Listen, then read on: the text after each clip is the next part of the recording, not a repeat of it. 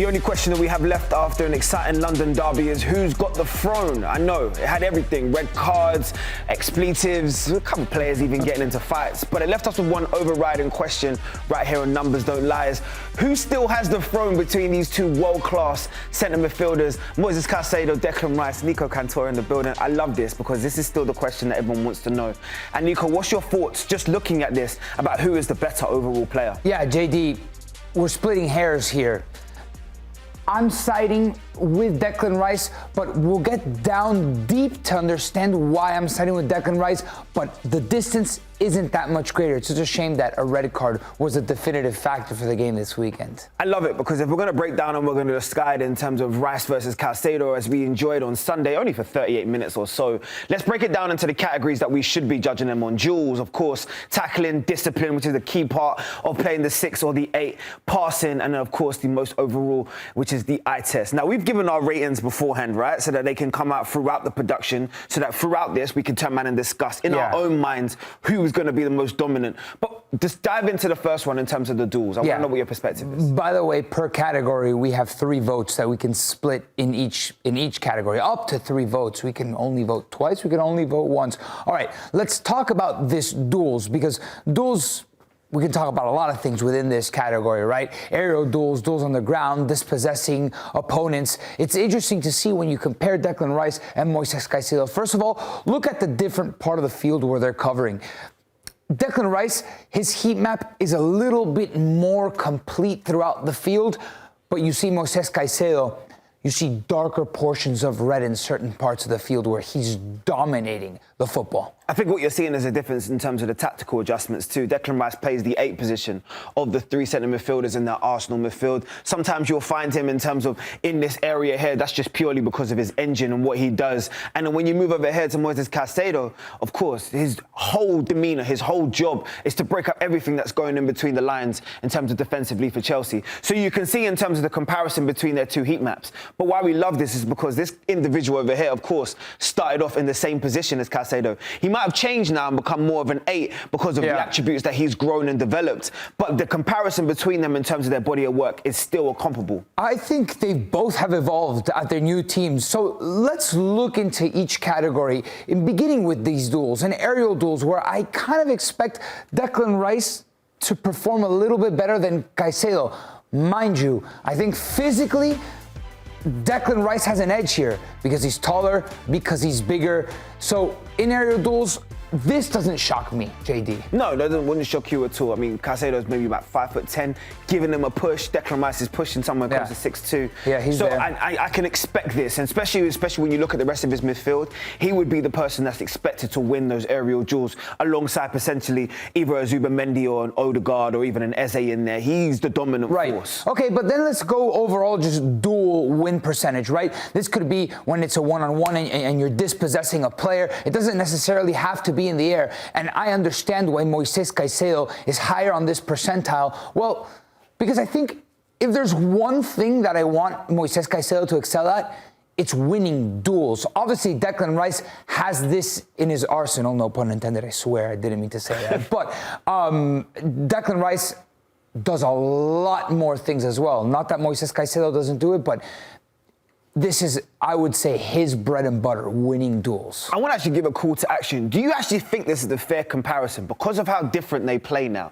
Declan Rice, of course, we've seen him throughout his West Ham and even his early Chelsea days, would have been a very good 6. We've already seen that development. We've seen it in an England shirt. But he's very much changed into this box-to-box midfielder now, who wants to impact the game in a completely different way with his pace and his power and of course, his passing range, which we're all going to get into.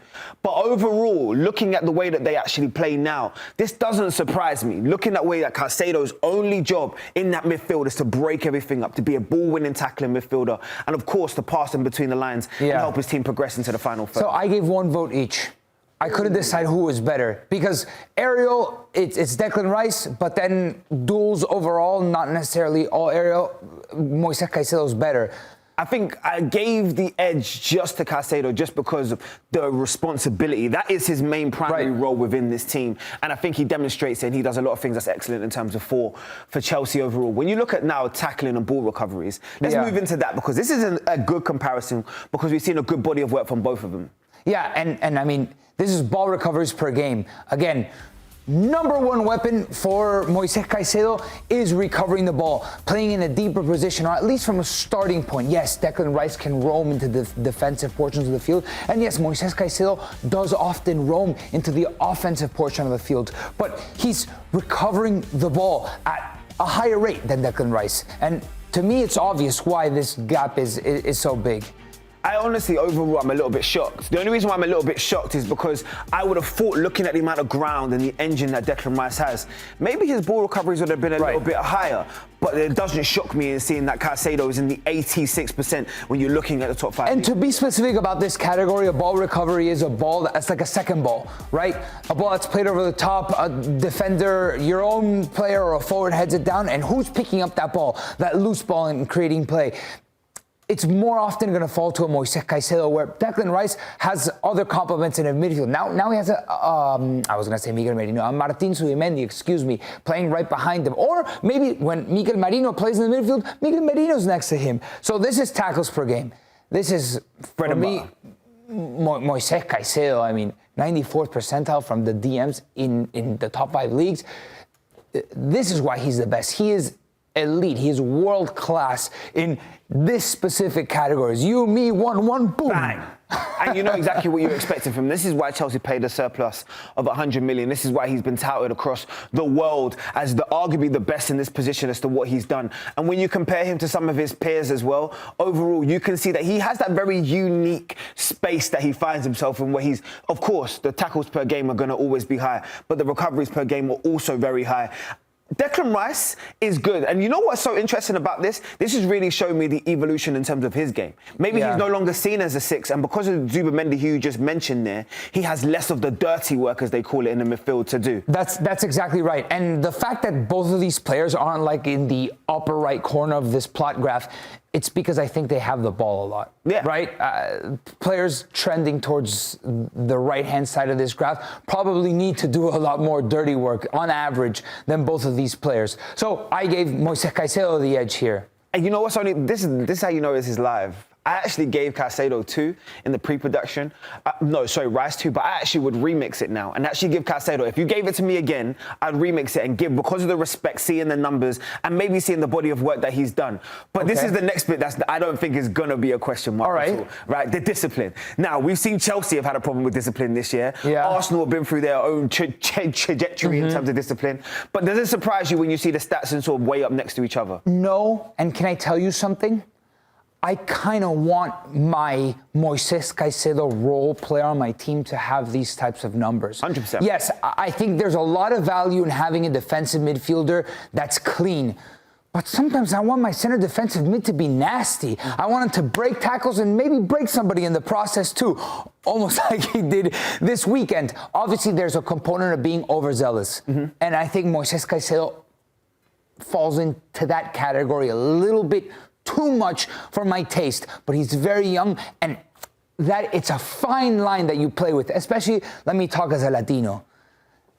This is what I love in a center defensive mid. I want him to be nasty. I want him to be a MF, you know, I want him to get at players. I want players to be scared of him. So I gave it from the opposite perspective. I love the Latino energy. I love the fact that he's going to be tenacious in that midfield. But at the same time, I'm still requiring a fine line of discipline, because I've seen great defensive midfielders that have worn this Chelsea shirt, i.e. your N'Golo Kantes, i.e. your Claude Makeleles, that were able to just rein it in but still have the same tenacity in that midfield from a different perspective. That's the only thing that he has to develop in terms of his overall game. You gave him a clean sweep. I gave Declan Rice a clean sweep, because the only red card that I can honestly remember in terms of Declan Rice is the ill discipline, right? In terms of kicking the ball away. But that's an annoying aspect more than anything else. So now we've discussed in terms of the defensive aspects. I want you to dive into the attacking part, because this is the part that I think is going to shock a lot of people overall. Because you would naturally think, of course, as we just spoke about, the progression that Declan Rice has had in his game, especially from an offensive perspective, he will be head and shoulders above. But when you actually start looking at the passing completion and you see where these two players actually weigh up, Moises Caicedo is still up there, which is really showcasing his overall completeness overall as a midfielder right now. 92% is where he ranks up atop the top 5 leagues DMs. And this right here is a surprising aspect to you, Nico. Yes or no? A little bit. It's just I'm questioning what type of passes Moises Caicedo is making versus Declan Rice. Moises recovers, short pass, starts a play, right? Those are good passes.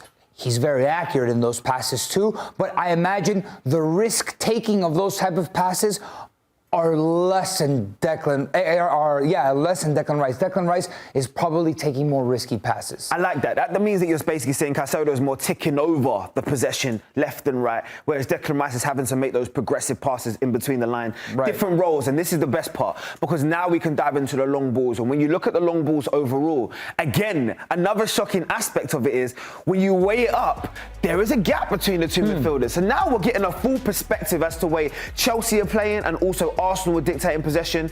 And again, Caicedo leads in the passing department. Does that shock you? This one shocked me a little bit more, but I'm thinking about it. How many long passes is Declan Rice playing per game? I would imagine Moises Caicedo is playing more because he has more space to play in the long pass, right? Because he is that player that is going to dictate, is going to construct that first play, that first outlet. It's either short or it's either long. I imagine he's hitting a little bit more long passes because he has more field in front of him, whereas Declan Rice is a progressor of the ball. He'll regain and he'll drive. I remember that one goal with West Ham in the Conference League.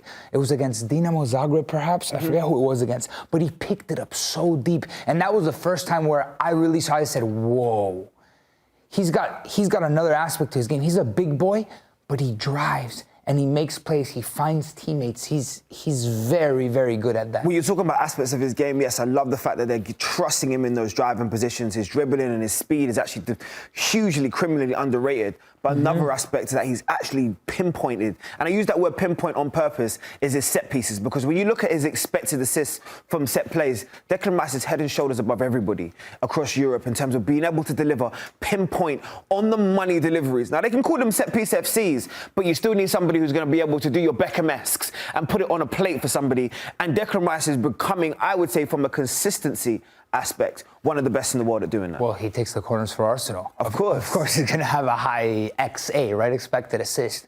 But you could take corners and it'd be a crap cross, you know? Oh, we said a few of those. Don't beat the first man. But the delivery is pretty incredible. So I give him the edge just because the types of passes he makes are different to the ones that Moises Caicedo makes. The thing is that they have complements each on the field. Subimendi is a complement to Declan Rice, and Enzo Fernandez is a good complement further up the field to what Moises Caicedo does. Not that Moises Caicedo couldn't hit the type of passes that Declan Rice, but he's less often called upon to make that type of pass. Well, the favorite part, the part that everybody dives in, this is where the nerds are called to action, the eye test, right? This is where we dive in. So this is your opinion and my opinion in terms of where they weigh up. And if they do reveal it, I have a feeling where you're going to go anyway. I think you're going to hate me after everything that we talked about. I won't. Because I see what's so interesting within this. You said it. You're pretty much defending the Englishman. I'm pretty much defending the... Oh, this is interesting. Listen, I call it a square draw because I do feel that it depends on the team tactically as to what's required. Correct. Right? And it does depend in terms of what Maresca wants from his team and Arteta respectively want from their team. So I think they're both world class. And as you said at the top of this, you really are just choosing between, what is it, apple and pears, as they say. Okay, right? you're drafting a team for your five-a-side game. I knew this was and the group of players that you have in front of you have Declan Rice and Moises Caicedo, and the rest are your friends. Yeah. Who are you drafting first? Five-a-side. Five-a-side. No. Let's go 11s. Let's go 11s to keep it the fair comparison. It's 11s, right? Yeah. It's all of your friends. Yeah. It's 20 players. No, 18 because you're playing in the game too. 18 players. It's you and me. And Declan Rice and Moises Caicedo are there in the group of players. And you got first pick in the draft. Who are you drafting first? Okay, do you want to know why I would choose Declan Rice? Not because of his allegiance, not because he's English, not to do with any of that. Just because all of my friends are probably 6'2", 6'3" plus. So the set pieces would be absolutely, we would dominate. Yes, that's the only reason why. Okay. Yeah, but I love your eye test. You choose me your selection. Give me a reason why. I'm choosing Declan Rice. I think he gives you overall a lot more. There's certain areas where Moises Caicedo excels, but in an 11, I need to choose one player. It's Declan Rice. One player first, it's him. Another segment, Numbers Don't Lie, powered by Sofascore, Nico Cantor, JayDee Dyer. But make sure you get involved in the comments. Who got the throne? Declan Rice and Moises Caicedo? You let us know.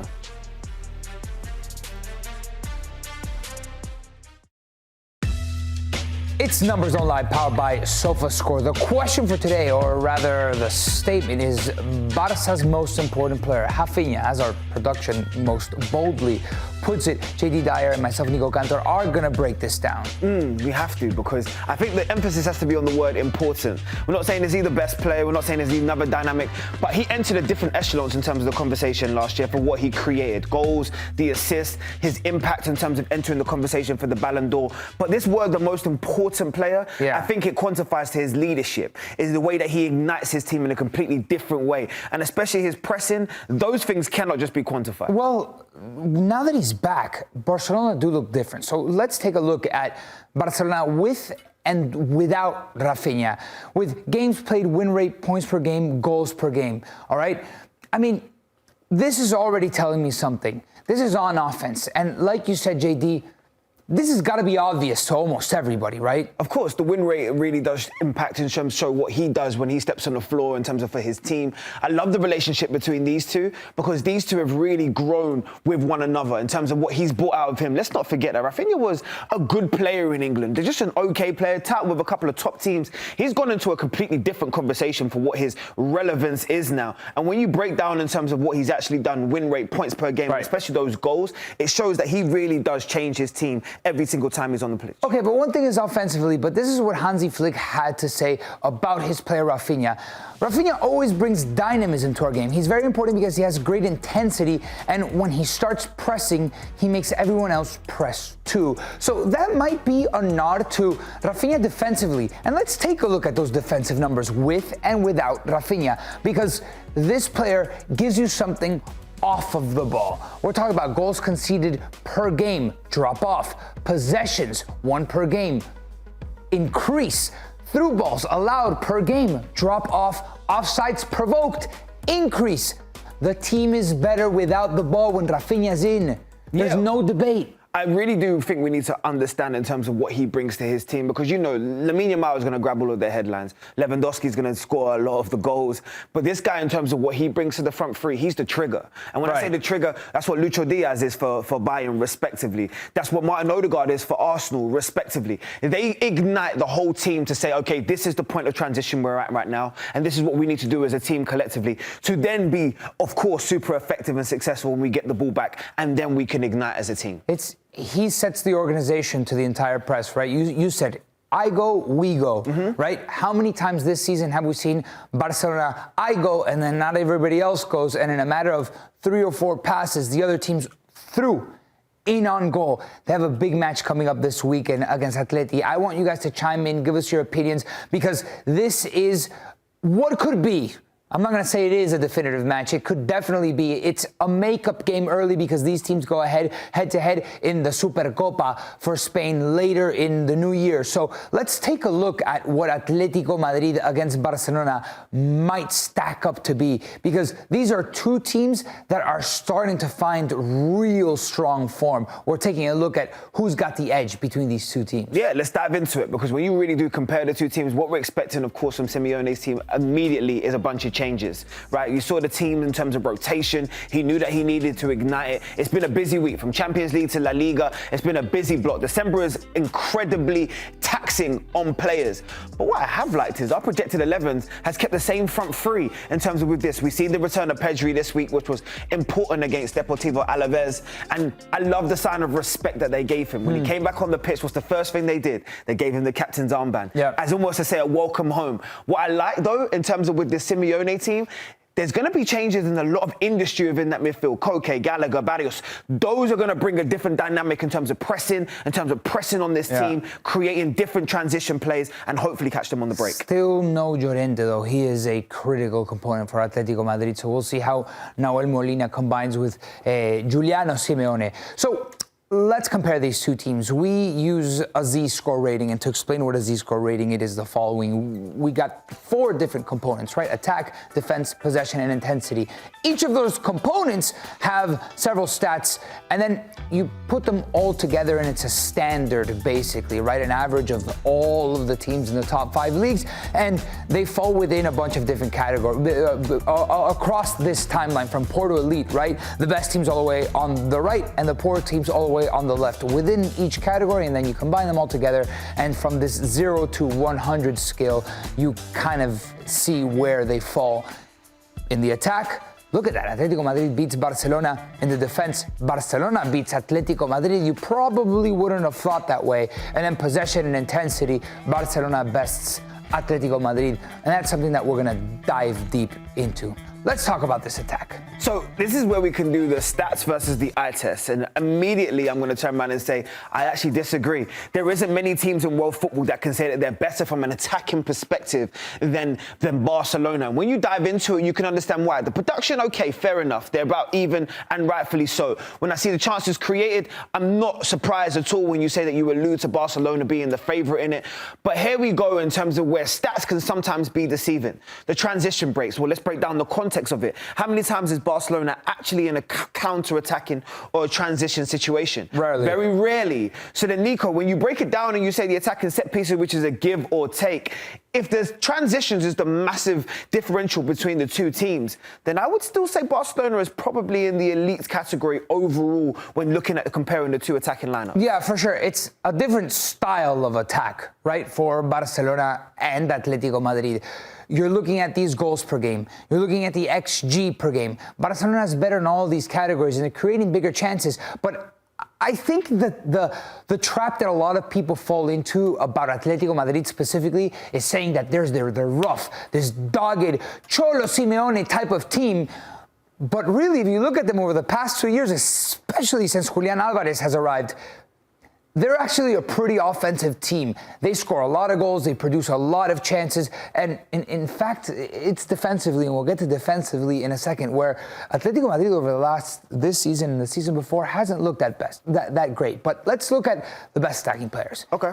In Lamine Yamal, for example, and then Julian Alvarez, because Lamine, we want to see him evolve, and I think we are seeing him taking a next step in his career. The evolution has been clear. And I asked you a question, but pre-production, I said, but has he been that much better this year than previous years? Well, clearly, according to numbers, yes. Maybe he's just being way more decisive because the minutes per game, in terms of the goals and the assists, has clearly shot up. It's actually under 90 minutes. You expect him to impact the game in the final third at least once in that game. Successful dribbles, that remains a key component in terms of his game. Key passes, and of course, the shots are roughly around the same. But what you're seeing in terms of the eye test is there's an inner confidence now. Yeah. There's an understanding I'm the best player in the world, and my team needs me if I'm going to ignite and we're going to go that one step further. He has shouldered a bigger responsibility this season as he gets better, but also these numbers are skewed in his favor because Raphinha has been out for a very long time, and Raphinha was very present for a lot of the time, so they had to split a lot of the offensive production. But that's important. He can do it hugely, with and without Raphinha. But here's where I can throw you an alley-oop, because let's talk about an Argentine, right? Yeah. We're obviously going to be talking from the opposite perspective. We've had a conversation on this show already and said that this arguably might be the most complete forward in world football. But where does Julian Alvarez rank right now in terms of when you see his goals, his assists, and of course his Sofascore rating for you? I mean, number 5 amongst top 5 center forwards. This is incredible. You know Julian Alvarez is going to step on the field and he's going to have an impact. He might score, he might assist. I mean, you look at this plot chart, Julian Alvarez is very high up on the XA and XG. I mean, look at the group all the way in the corners. A lot of players, a lot of elite players in that corner down there.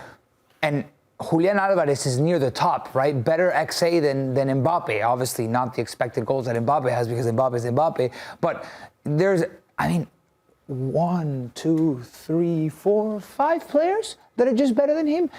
Julian Alvarez is the real deal, and I think we've all known that. Pretty incredible to see him that high. So when you weigh it up now, is he licking his lips because he's looked at the defensive woes that Barcelona have had this year, the problems with the high back line, and of course the free balls that's been allowed. This right here has to be a recipe for success, especially looking how good they've been in the transition. Man, you you break Barcelona's high line and you play a through ball and you're in, right? That press, you can't allow it, but now Raphinha's back, so that press is a little bit better. It's this whole concept that we're talking about. It feels like whoever gives an inch, whoever steps half a second late, is going to be the one that commits the error, and that might be the downfall to this game. That might be the key to success. And Julian Alvarez in those positions where he can drop off and play a wide player, play an on-running Juliano, play an Alex Baena on the other side, he can be critical in taking down Barcelona. Look at the words that Nico just alluded to from the tactical perspective. Looking at Simeone coming in like this and Baena coming in like this. When Julian Alvarez falls into that false nine position, it's going to be interesting to see from a tactical perspective who Barcelona allude to pick him up. Because if they don't, there could be a recipe for success here in terms of Atleti overall. But I love the fact that we can transition through all of these. We can look at the attacking, but let's look at all of it. Let's look at wider scale, right? Yeah, all right. So we got a couple more categories to get through, right? So defense, Atlético Madrid, shot suppression. I think this is what they're so good at. Barcelona's going to lack in these categories because, well, they're chasing a lot of the time when they have to defend, right? Because they play that high line. Goalkeeping, not so great. Even worse, Atlético Madrid on the goalkeeping. And we're going to go into that in just 1 second.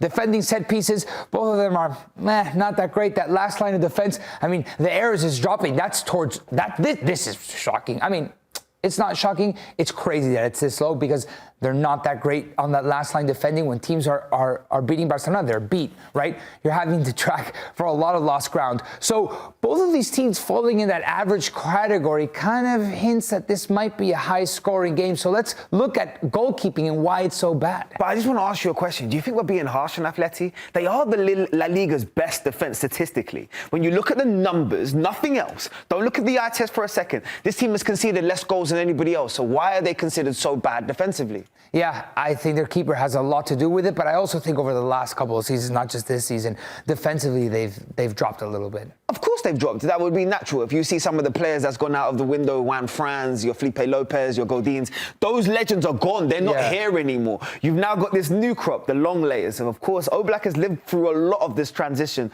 So do you think it's fair that we highlight in terms of overall where he stands right now? Yeah, listen, I think he also has to deal with a lot of rotation on that back line. Sure, you have your Jose Maria Jimenez's of the world, but you got a Lenormand that comes in and out of the team. It's a constant change. You got Hansko playing center back, playing left back. It's a lot to deal with, but I think you can say that Jan Oblak has been playing worse. I mean, goalkeepers top 5. You look at these rankings. This is not good. It's difficult for me to defend him on this one. Overall, just the struggles that he's had as one of the leading goalkeepers across let's say, the last decade. Yeah. This is clearly a regression. There's no two ways about it. For the standards that he's set for himself, it's a problem. Yeah, definitely. All right, so let's go back and see all of our categories from the Z-score. I mean, there's so many components to this. We can't break everything down, but the possession speaks for itself, and the intensity speaks for itself because Barcelona is so on the front foot. And if you look amongst the 98 teams, right, we're talking about top 5 teams, they are both so close. Atletico 20th, Barcelona 7th, and it's splitting hairs. I mean, when you fall into this dark blue category right here, to me, anybody can beat anybody. Ooh, okay, so there's the pressure point, the hardest question I'm going to ask you today. Prediction time. It's time now. We step into it. How is that game going to unfold in terms of this massive one between Barca and Atleti? I think Atleti's got this. What? I think Atleti can pull off the upset. Okay. I love the form of both teams going into this because only Barcelona, out of the last 10 games respectively for both of the teams collectively, Barcelona are the only team that's actually lost a game. So Atleti are coming to this full of confidence, ready to go, but you're saying the surprise is there? I think they have the weapons in their arsenal to inflict damage the way that Barcelona has shown vulnerabilities and can exploit them. Atletico Madrid wins 2-1. I'm going to go the opposite. I think Barcelona are below Atleti away, and I think it's going to be a 4-1. I think I'm feeling a 4-1. I'm believing Hansi Flick will turn this around and have a statement win, similar to when we looked at the derby between Atleti and Real Madrid early in the season. Yeah, definitely. I mean, they kind of need it, right? Massively. All right. We're breaking down that game, baby. We're taking a break. We'll be right back. Welcome into Numbers Don't Lie, powered by Sofascore. What does Lionel Messi have in common with Serena Williams, Tom Brady, and of course the LeBron James? It's that they're all having the conversation with defeating Father Time. This guy seems to get better and better with fine age. And I don't know how he does it, because I'm in my 30s now. My back hurts some mornings, but he seems to be growing, Nico, even in his late 30s. I want Messi to be like Kazuyoshi Miura, who just plays until he's like 50 years old and never retire, please. Well, you know what? The numbers actually show that he seems to be growing and developing, even at the wise age of 38. I know the caveat, everyone's going to immediately say, well, what's the MLS, right? In terms of overall, where's it been overall in terms of the perspective of leagues? But it doesn't take away the brilliance that he's producing game in, game out. Right. He could show up to MLS and not produce, but he's showing up to MLS and blowing competition out of the water with his production, right? Not just goals, assists, and then the minutes per goal or assist. And I just want you to consider, because assists here is Sofascore assists, not MLS assists where you get a number right in that category for the pass to the pass. No, this is a pass leading directly to a goal.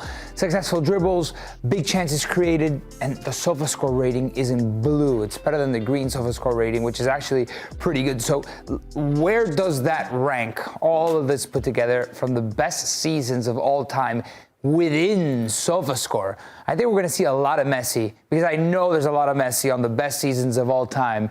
And then you add MLS in there, and Messi's season in MLS that he's having right now is the second ever amongst top five, right? Pretty incredible. I mean, the goals and the assists is really what stands out. We were looking for an immediate impact in terms of his Inter Miami career, and this being the second full season in which he's been able to showcase what he can do. I really think the way that he's leading his team, especially in production, creativity, the spaces he finds, in the typical Leo Messi way, it's just been sensational to watch. It doesn't matter if it was Sunday League, doesn't matter if it's Champions League, doesn't matter if it's the MLS. Greatness is greatness. And when you really personify in terms of his career and the trajectory that it's had, you really see that. Consistency is something we don't talk about enough when we're talking about Leo Messi over the last decade. Right, and this is the last decade, and you see that he hasn't dropped off.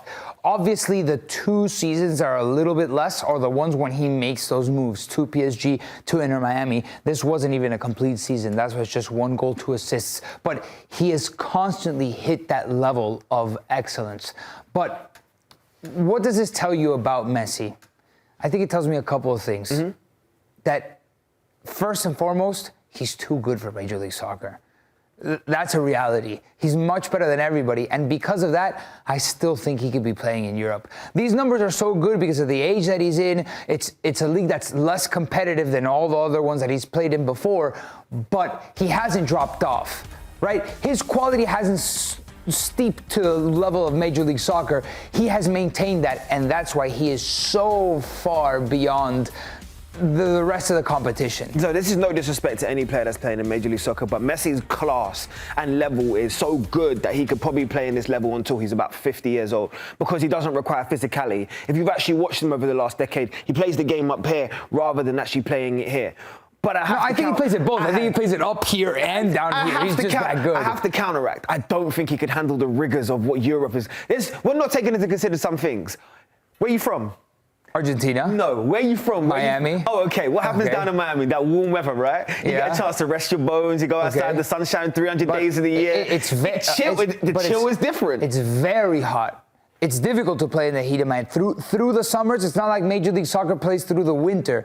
Messi has had to play through the summers in agonizing heat. He's not used to. I've seen him and the rest of the European players, not only in Inter Miami, but throughout all of Major League Soccer, hands on their knees, sweating like they've never sweat before. I think Major League Soccer presents different types of physical demands, but if Messi was playing in La Liga, I still think he would be lighting it up. You still think he would be what? In the same ilk that we're looking at? So what team, when you think about La Liga, where are we fitting him in terms of perspective? I think he could play at Barcelona still. You think he would start at Barcelona now? I think he would. Out? Dani Olmo?